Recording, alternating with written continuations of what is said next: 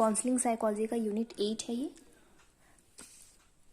परामर्श कौशल की तकनीकें 2, इसमें संगीत चिकित्सा यानी म्यूजिक थेरेपी, कला चिकित्सा, ड्रामा और खेल से रिलेटेड यानी क्रीड़ा चिकित्सा के बारे में बात की गई है। पहला हमारा संगीत चिकित्सा।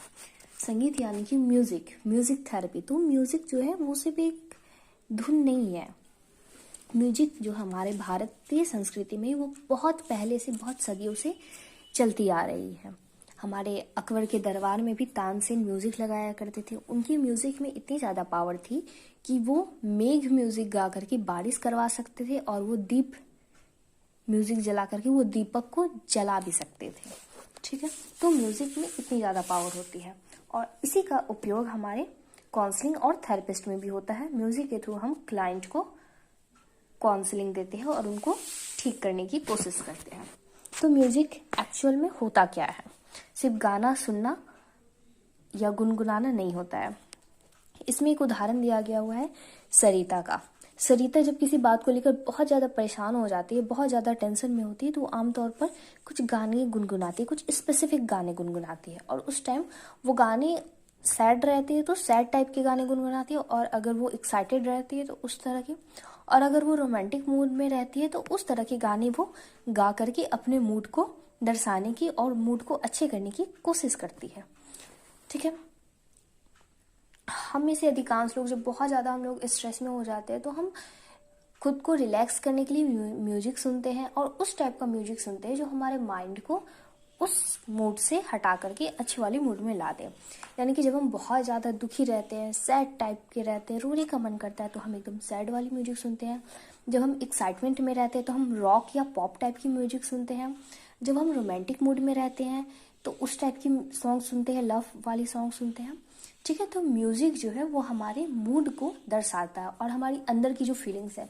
आप देखोगे कपल जो एक दूसरे को प्रपोज करने जाते हैं या एक दूसरे के साथ टाइम स्पेंड करने जाते हैं तो उसमें वो अलग अलग रोमांटिक टाइप की म्यूजिक का इस्तेमाल करते हैं। ठीक है, अपने लव को प्रेजेंट करने के लिए, अपने पार्टनर को वो दर्शाने के लिए कि हाँ आप मेरी लाइफ में क्या हो। ठीक है, अगर कोई कपल है एक दूसरे को प्रपोज करने जा रहा है, उस टाइम पे एकदम कोई भोजपुरी सा सॉन्ग चला दो एकदम धमाकेदार, तो क्या आपको क्या लगता है कि वो आपका प्रपोजल एक्सेप्ट करेगी या ऐसा कुछ सिचुएशन बनेगा लव वाला? नहीं हो पाएगा। या फिर उस टाइम पे आपको एकदम दुखी सा एकदम ब्रेकअप टाइप का सॉन्ग सुना दो, ठीक है, दिल टूटने वाला, तो क्या होगा वहाँ पे दोनों का मूड एकदम खराब हो जाएगा, है ना। तो इसलिए म्यूजिक हमारे लाइफ का एक पार्ट है और ये बहुत सालों से चला आ रहा है। ठीक है, तो म्यूजिक का इस्तेमाल हमारे चिकित्सक किस तरह से करते हैं उसके बारे में जान लेते हैं। संगीत कला और खेल कला के अभिव्यंजक रूप है जो स्वयं को और अपने संवेगों, दुश्चिंताओं, भय चिंताओं और अनिश्चित चिंताओं को व्यक्त करने में व्यक्ति की सहायता करता है। अपना तनाव दूर करने के लिए हम लोग नाचते हैं, गाते हैं, एक्सरसाइज करते हैं, बाहर टहलने भी जाते हैं, लेकिन इन सब से हटकर भी हमारा मतलब इन सब को करने के बाद भी हमारा मन में जो है उदल बुदल होते रहता है। ठीक है, माइंड हमारा रिलैक्स नहीं हो पाता है। अगर आप टेंशन में सोने की कोशिश करोगे ना, आप सो भी नहीं पाओगे। जब तक आप म्यूजिक नहीं सुनोगे आपका माइंड जो है रिलैक्स नहीं हो पाता है। ठीक है, संगीत चिकित्सा। अब ये बच्चे के बारे में बताया गया कि बाल कविता। जब आप छोटे थे तो बहुत सारे हम तारे ज़मीं की मूवी देखे हैं और बहुत सारी छोटी बच्चों की पोयम होती थी, ट्विंकल ट्विंकल लिटिल स्टार और मछली जल की रानी, इस तरह की। तो पोयम जो है बच्चों और बच्चे को कुछ याद हो ना हो, पोयम जरूर याद होता है, कविता जरूर याद होती है, क्योंकि उसमें वो जो सुर मिलता है वो बच्चों की भी उसमें दिलचस्पी होने लगती है, उसको भी पसंद होते हैं। ठीक है, मानव मन और संवेग पर संगीत का प्रभाव कोई छिपी हुई बात नहीं है। संगीत का जो प्रभाव हमारे माइंड पर और हमारे इमोशन पर पड़ता है वो किसी से नहीं छुपाया जा सकता।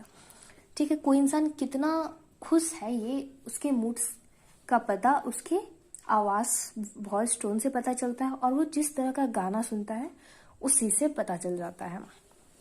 तो इसमें बहुत सारी आगे उदाहरण के लिए, जब कोई व्यक्ति रोमांचिक या प्रसन्न, वही बातें बताई गई है। संगीत भारतीय संस्कृति का अभिन्न अंग रहा है। वही तानसेन वाली बात फिर ऊपर बताई गई है कि दीपक राग भी गा करके वो दीपक जला दिया करते थे। ठीक है, जब हमारे राजा अकबर जो है बहुत ज़्यादा टेंशन में हो जाते थे या दिन भर का अपना दरबार लगाने के बाद जब वो थक जाते थे, सोने से पहले वो तानसेन और बहुत सारे ऐसे जो संगीतकार और जो नृत्यकार थे उनको बुला करके अपना मनोरंजन करते थे। अच्छा, ये जो एक पिक्चर दिया हुआ है ये हमारा टाइटैनिक मूवी का एक पिक्चर दिया हुआ है। उसका एक स्पेसिफिक सीन था जहाँ पर आई थिंक बोट का ये मतलब उनकी शिप जो रहती है, उनका जहाज जो रहता है आई थिंक पलटने वाला रहता है, तो ऐसा कुछ सीन है। तो टाइटैनिक मूवी में उस टाइम सब लोग डेथ के एकदम पास थे, मौत को एकदम करीब से देखते हैं। तो उस टाइम पे जितने भी पैसेंजर रहते हैं उनके अंदर बहुत ज़्यादा एंजाइटी, बहुत ज़्यादा पैनिक होने लगते हैं, वो लोग डरने लगते हैं, एकदम हफड़ा तफड़ी मच जाती है। तो उस टाइम ये लोग क्या करते हैं, वायलिन बजा करके उनको कंट्रोल में करने की कोशिश करते हैं, उनके मन को शांत करने की कोशिश करते हैं। अब आप बोलोगे कि वायलिन ही क्यों बजाए, म्यूजिक का ही क्यों इस्तेमाल किया गया? उस टाइम उनका पसंदीदा काम किया जाता है या फिर उनका फेवरेट फूड उनको खिला देते हैं या समथिंग कुछ स्पेशल करते हैं। तो क्योंकि आप जब स्ट्रेस में रहते हो, आप जब गुस्से में रहते हैं, तो आप खाना भी खाओगे तो आपकी बॉडी उस चीज को सही से डाइजेस्ट नहीं कर पाएगी, ठीक है। तो स्ट्रेस में और इंसान खाना नहीं खा पाता है, आपको नींद भी नहीं आएगी, तो आप सो भी नहीं सकते हो। लेकिन म्यूजिक एक ऐसी चीज है, आप कितनी भी ज्यादा गुस्से या कितनी भी ज्यादा स्ट्रेस में रहो तो म्यूजिक आपको आपकी पूरी बॉडी को रिलैक्स कर सकता है और आपके माइंड को भी। तो इसलिए टाइटैनिक मूवी में ये म्यूजिक थेरेपी का यूज करके उनके जितने भी पैसेंजर थे उनको कम डाउन करने की कोशिश की गई थी। क्लाइंट की सांवेगिक यानी इमोशनल, मनोवैज्ञानिक यानी मेंटल और शारीरिक जरूरतों के प्रति प्रक्रिया देने के लिए इसका साक्ष्य आधारित तरीके से उपयोग किया जाता है। इसको यूज करने का भी तरीका अलग अलग होता है और ये एक प्रोफेशनल वो के द्वारा ही दिया जाता है। मतलब नॉर्मली हम और आप जाकर के किसी को भी संगीत थेरेपी नहीं दे सकते हैं। संगीत चिकित्सा की परिभाषा। संगीत चिकित्सा मात्र संगीत बजाने और सुनने से अलग है। संगीत चिकित्सा में किसी विशेष संगीत कृति को बजाने या यहाँ तक कि चयन करने के पीछे एक उद्देश्य होता है। संगीत क्लाइंट और चिकित्सक के बीच संप्रेषण के साधन के रूप में कार्य करती है। संप्रेषण यानी कि बातचीत करना, कम्युनिकेशन। अब संप्रेषण हमारा दो तरह का होता है, एक होता है ओरल, ठीक है, एक होता है वर्बल और एक नॉन वर्बल, ठीक है।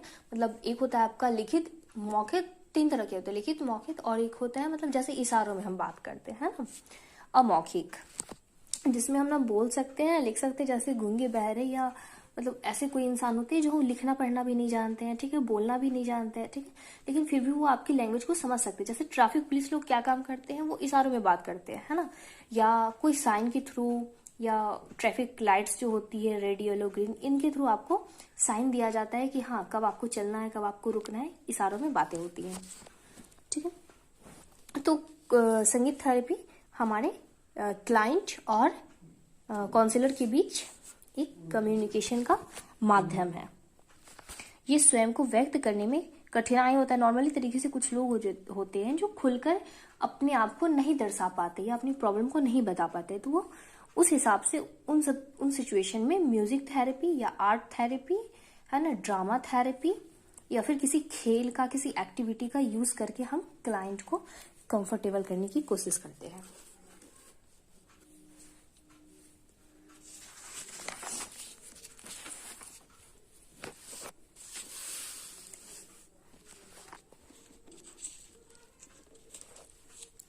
केनेथ ब्रुशिया ने एक किताब लिखी थी, ठीक है। ब्रुशिया ने संगीत चिकित्सा के निम्नानुसार परिभाषित किया। उन्होंने कहा है कि यहाँ ऐसी पारस्परिक प्रक्रिया है जिसमें चिकित्सक रोगी का स्वास्थ्य सुधारने और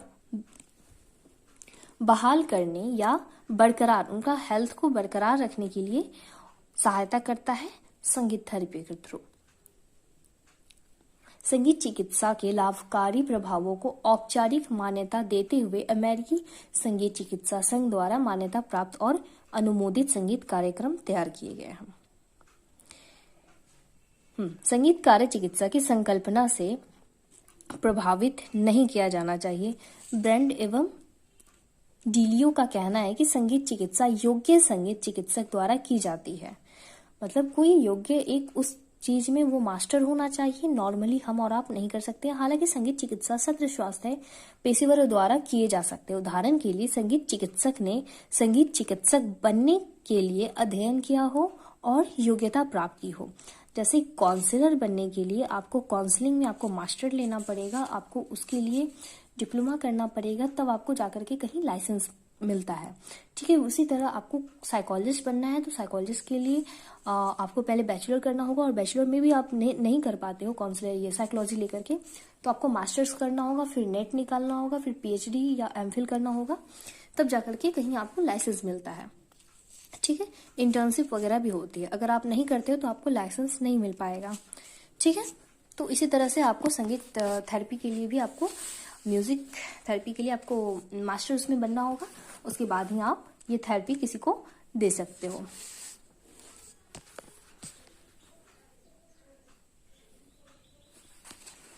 संगीत चिकित्सा का इतिहास। अच्छा, इसका इतिहास जो पहले वाले सबसे स्टार्टिंग में हमने बताया वही आप लिख सकते हो कि इसका इतिहास कोई छुपा हुआ चीज़ नहीं है, मतलब राजा महाराजाओं के टाइम से ही यूज़ होता है तानसेन वाली बात।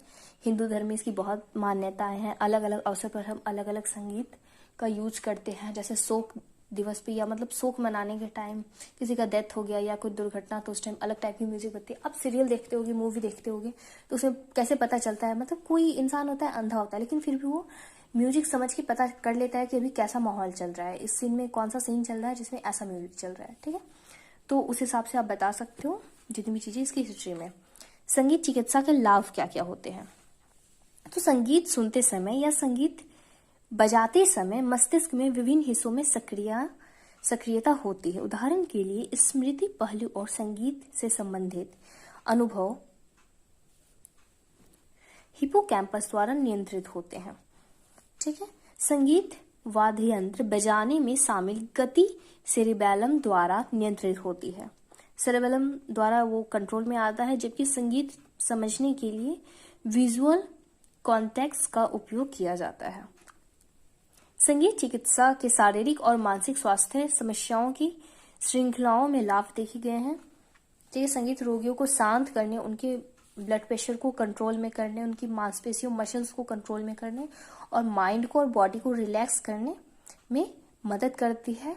साथ ही उनके हृदय यानी हार्ट बीट जो हमारा तेज हो रखा है उसको भी कंट्रोल करने में, बॉडी टेम्परेचर को कंट्रोल करने में हमारी हेल्प करती है, जिसकी वजह से हमारा रियल जो इमोशन हम जो अंदर फील कर रहे हैं उस फीलिंग को बाहर लाने में भी हेल्प करती है।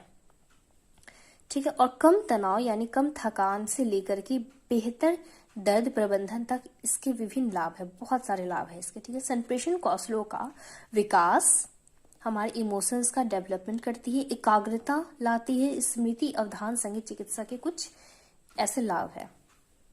आत्म केंद्रित और नवजात देखभाल वाले बच्चों पर किए गए अध्ययन में संज्ञानात्मक कौशलों पर संगीत चिकित्सा की सकारात्मकता प्राप्त हुई है। शिकागो में लूरी चिल्ड्रेन अस्पताल में देखभाल करते समय स्वास्थ्य लाभ प्राप्त करने वाले 9 से 14 साल के बच्चे को शामिल करके एक शोध किया गया था, जिसमें पाया गया कि उनका पसंदीदा, उनका फेवरेट गाना चलाने की वजह से उनकी सुनने की अनुमति दी गई थी, उनमें दर्द कम था। ठीक है, जिन बच्चों में ये प्रक्रिया की गई थी, उनको म्यूजिक सुनाया गया था, उनमें जो क्या था, पेन बहुत कम हुआ।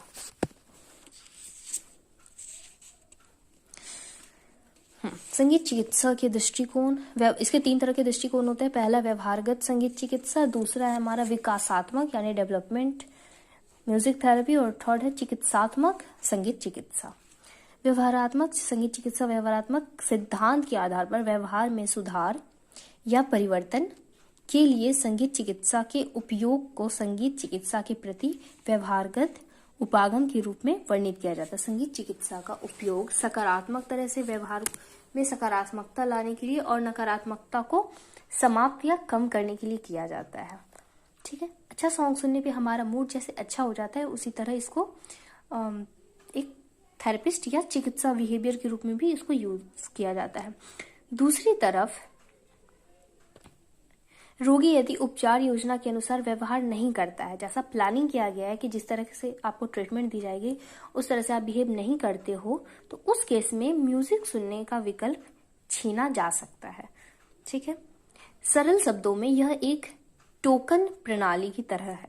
टोकन दिया जाता है ठीक है, कि कूपन आपको मिला है, आपको लाइन में लगाना होगा। अगर आप लाइन में लगकर उस कूपन का यूज नहीं करते हो, मूवी देखने नहीं, मतलब आप मूवी की लाइन में खड़े हो, आपको कूपन दिया गया, आपको टिकट कटाई है आपने, उसके बाद आप लाइन बाई लाइन जाओगे, आप क्या करोगे, भीड़ भाड़ को तोड़ते हुए आप बोलोगे नहीं मुझे ये वाली सीट चाहिए इसलिए मैं आगे जा रहा हूँ, तो उस टाइम आपसे टिकट भी छीन लिया जाएगा, आपको पीटा भी जाएगा, ठीक है, आपको भगा भी दिया जाएगा। तो उसी तरह से इस थेरेपी में भी होता है, क्योंकि संगीत एक टोकन है जिसे रोगी को पुरस्कृत किया जा सकता है या सजा के रूप में इसे वापस लिया जा सकता है। आप अगर अच्छा बिहेव कर रहा है आपका क्लाइंट, तो आप उसको एज अ गिफ्ट आप उसको म्यूजिक सुनने के लिए दे सकते हो, या उसके लिए आप म्यूजिक बजा भी सकते हो। यहाँ पे पिक्चर देखो, एक बच्चे है, इसको म्यूजिक सुना करके इसकी ट्रीटमेंट की जा रही है।